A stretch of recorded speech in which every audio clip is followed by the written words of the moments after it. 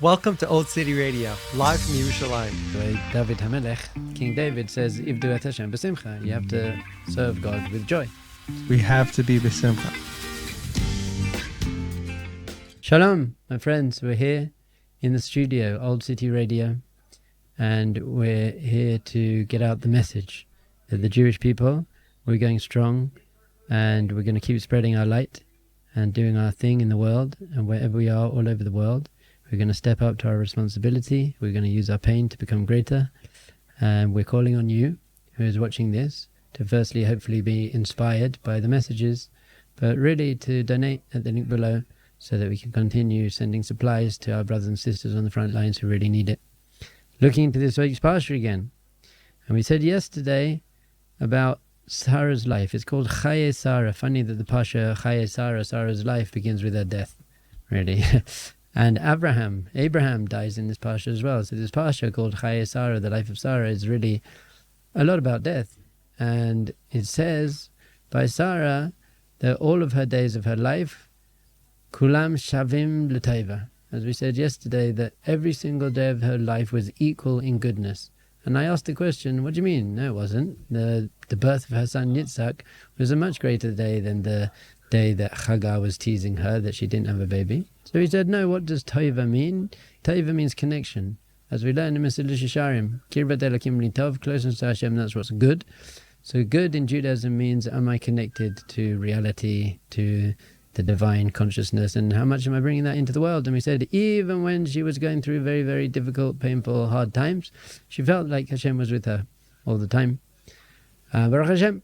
So we now move on to Abraham, the founding father of our people. And it says in this week's parsha that Avram Zakein ba b'yamim, he was old, and he came with his days, literally. And many of our sages teach us, what does it mean to come with your days? It basically means that when you end your life, you're going to meet Hashem, and Hashem's going to say, you know what, I gave you a life. How did you use your time? How did you use your days? And Avram's going to be able to come, literally, he's going to be bringing all of his days, he's going to show them to Hashem and say, look, these are my days, I used them, I spent them in a good, healthy way. So one of the major techniques that our Mussar masters use is to contemplate the fact that we're going to die. Now that might seem very morbid for some people, so if it's going to be morbid for you, please don't do it.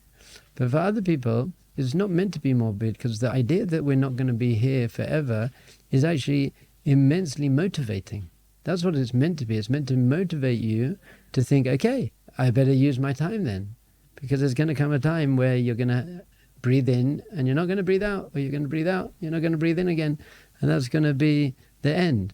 So are you going to be able to come with your days? Are you going to show, look, all my days have been filled with goodness and connection, I'm really investing in the right things? Sometimes though, I want us to be very careful, because when people learn Mussar, which is Jewish personal development, character development, they learn it from a very unhealthy place. So a message like this could actually just freak them out. It's like, right, I can't sleep ever, and I can't waste my time. And so we've got to be able to approach this in a healthy way. And Hashem understands that we're not angels, and the Torah was given to us, even though we're not angels. But at least what we've got to be doing is trying to gently push ourselves out of our comfort zone. Try and get better, and you're not meant to jump suddenly to be Avram. I'm not going to be Avram Avinu. It's a famous story. Rav Zusha says that, when he dies, Hashem's not going to say to him, were you like Abraham? He's going to say to him, were you like Zusha? Were you the best Zusha that you can be? So Hashem's not going to ask me, am I like Abraham? Am I like Moshe Rabbeinu, standing on the top of the mountain for 40 days without eating and sleeping? But he is going to say to me, were you the best Avbear you could be? Were you at least trying? Were you at least striving to fill your life with meaning? And the Chovos HaLevavos, the duties of our heart, written 1,000 years ago, he says there are 30 things that you have to do a cheshbon nefesh on, 30 things that you've got to contemplate in your life, a personal accounting, and one of them is the day of your death. And understand that life isn't forever.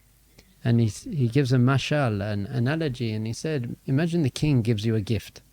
He doesn't say it exactly like this. I'm adding a little bit of my swing to it, but he says the king gives you a gift, And he says, you can use this gift as much as you like. Enjoy it, really use it for the best. But I'm going to come and collect it back from you at some point. But you don't know when that's going to be. It could be tomorrow. It could be in a month. It could be in a year. So you're going to do two things. Firstly, you're going to make the best use of it you possibly can, because you don't know when he's going to take it back. So you're not going to waste your time. You're going to use it all the time. And the second thing is you're going to take immense care of it. You've got to look after it. Because when the king comes back, and if you're not prepared and he says, okay, where's that thing I lent you? He's going to be a little bit upset if you didn't use it how you were meant to use it for, what you're meant to use it for. So Chofetz Levavos is saying this is our life. Hashem's given us life on this planet. And Judaism is very, very much a religion of life. Am I living with vitality? Am I getting up in the morning? Really, the first thing it says in the Shulchan Aruch, the book of Jewish law, is get up like a lion in the morning. Just get up really, really strong. Obviously, lions, if you've seen them, I go on safari a lot. My parents and wife from South Africa. So lions sleep for about 22 hours a day, 20 hours a day, and they get up very slowly. So it doesn't mean get up like a lion. It means just like no one messes with a lion, so don't let your Yetzer Hara mess with you. Your Yetzer Hara is going to say to you in the morning, come on, you're a bit too tired, it's a bit cold, it's so nice and warm in bed, you deserve a bit more sleep, you need a bit more sleep. And don't sell yourself short. We've got to start being able to push ourselves out of our comfort zone a bit and start living a very powerful life, totally, as much as we can, in line with our values. Are you living in line with your values? What's important to you? So I asked a class the other day, what's more important? What do you value more? Looking good or being good? What's more important? To look good or be good? So they all said, well, of course, being good is more important. And I said, what is going to actually make you a happier person?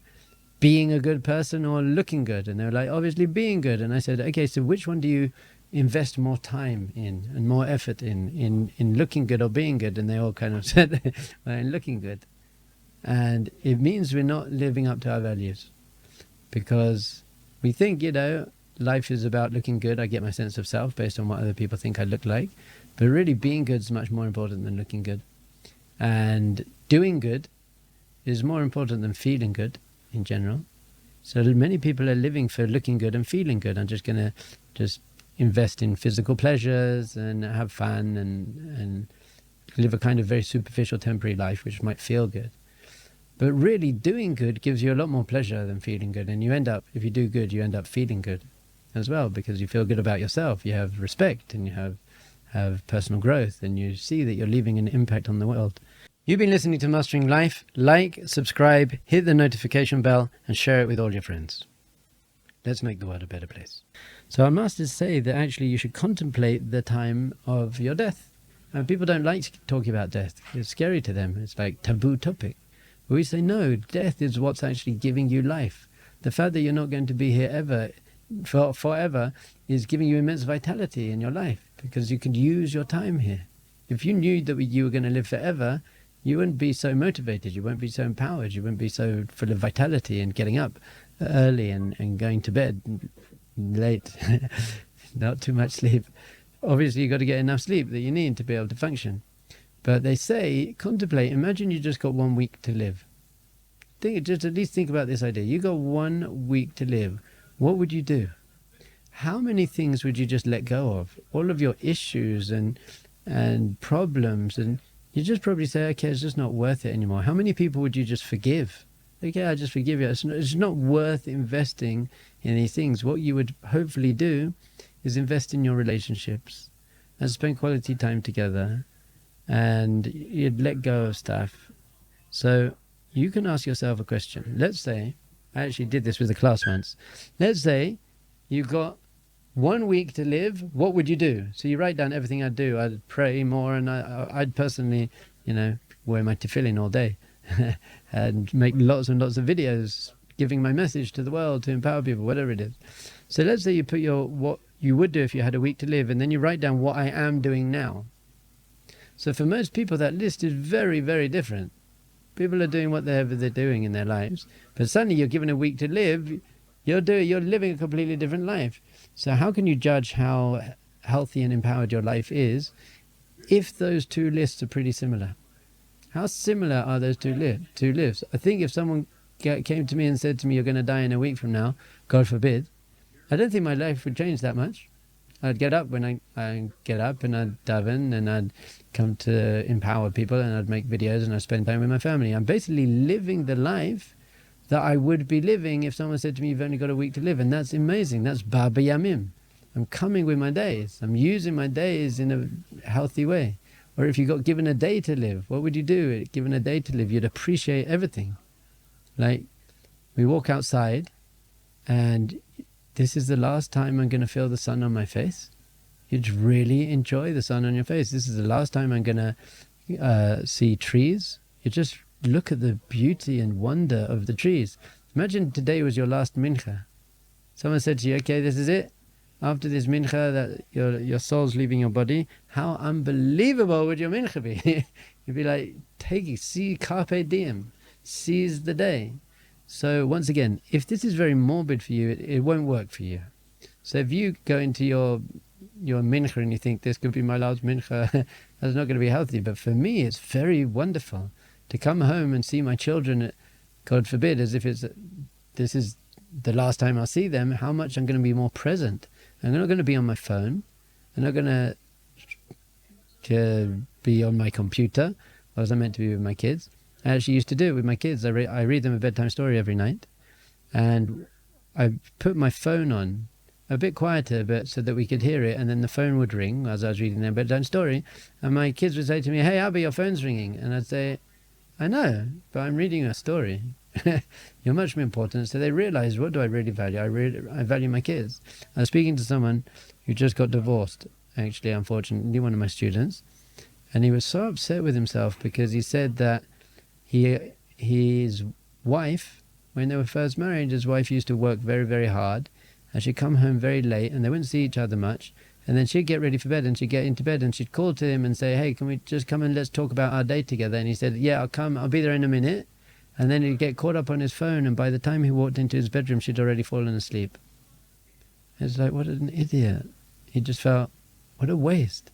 Why was I on my phone when she wanted to have this communication? She wanted to have this intimate, emotional relationship with me, and I threw it away, and now he's getting divorced, and it's too late. I can't get it back. So we got to be living our life with, like, this is my family. I want to spend time with my family. I also asked the guys, what do you value more, your friends or your family? And everyone said my family. So I said, well, who do you spend more time with? Who do you call more often? Who do you speak to more? And everyone's like, yeah, my friends. Yeah. Okay, so I call my mummy twice a day. Every day I always speak to my mummy. I love my mummy. And my kids speak to my mum. So what we need to do is really start investing in using our time in the most healthy and productive way. And the Jewish idea of this is that life isn't about what you can take from life. You see these adverts, get all you can out of life. Make the most of life. What does that mean? Just get all you can. Judaism says no, make the most of life, give all you can. The more you give, that's making a real life. I've forgotten who said it, but they said you make a living by what you get, and you make a life by what you give. So this is it. We want to start doing little acts of kindness. Tomorrow morning, Aish is putting on a bar mitzvah for a guy from one of the communities in the south, that his house and the bar mitzvah hall were both basically blown up, and he's now living in a hotel in Jerusalem. So the guys at Aish and Yeshiva are like sponsoring this whole beautiful bar mitzvah next to the kotel at Aish, and singing and dancing, and that's so much more meaningful. A life which is all about just fulfilling all my desires is not a meaningful life, but a life which is all about how can I impact the world around me in a very positive way, because I'm not going to be around here forever. So whilst I am here, I'm going to do as much as I possibly can to do as much good in this world for as many people as I can whilst I'm here. And by the way, not to leave a legacy, not because I want people to say I was great, but because I want other people to be experiencing the depth and beauty and profundity of this world and what it means to be a Jew and spreading our light in the world, to appreciate every moment. As finish on this, one of my students, he's just been in yeshiva for a month, And I was walking with him through the streets of Jerusalem, sunny streets of Jerusalem the other day. And I said to him, isn't this unbelievable? Jerusalem's this ancient holy city. There's been wars fought over this city for centuries, millennia. And we're just near the holiest place on the face of the planet. And it's beautiful weather and we're learning Torah. And he looked at me and said, you know what, I really hear that. But, I've been here for a month now. So it kind of wears off. So I said to him, I've been here for 16 years. It doesn't wear off. It's amazing every time to just look at the world either through completely new eyes, as if it's the first time you ever saw this. Try and find something new. My Rabbi, Belvavi, says, really, even just practice it. Look at a wall and notice something new. Oh, I didn't notice it says that on the wall. And notice something new about your hand. Look at your hand and see something you didn't notice. And then if you really train yourself to start seeing everything as if it's the first time you ever saw it, the painting's on your wall, find something that you haven't seen before, then you can look into your wife's face and see a new person every time you look at her. And you can look into your children's face and see something new. So that's called true life, that's true vitality. This is the first time I've seen them. God forbid the last time, there's going to be a last time I see these things. So try and live our life on this immense level of vitality and consciousness, knowing that we're not going to be here forever, so therefore we have an opportunity and responsibility to fully experience the wonder and gratitude of life, and then make sure we're trying to give that to everyone around us. Bezrat Hashem. So how can you do this at the moment from wherever you are? Firstly, spread this teaching to other people. Either share the video, but just tell it at your Friday night dinner table. Share this idea about this is what our life is really about. And obviously donate at the link below so that we can continue the amazing work that we're doing to make sure that the people who need what they need are getting it. Bezrat Hashem, we should all live a wonderful, powerful life of joy and vitality. Thank you so much for tuning in to Old City Radio. Hope to see you again very soon. Remember, this isn't just information, it's tools and practical wisdom to completely transform your life. Faces International, thank you very much.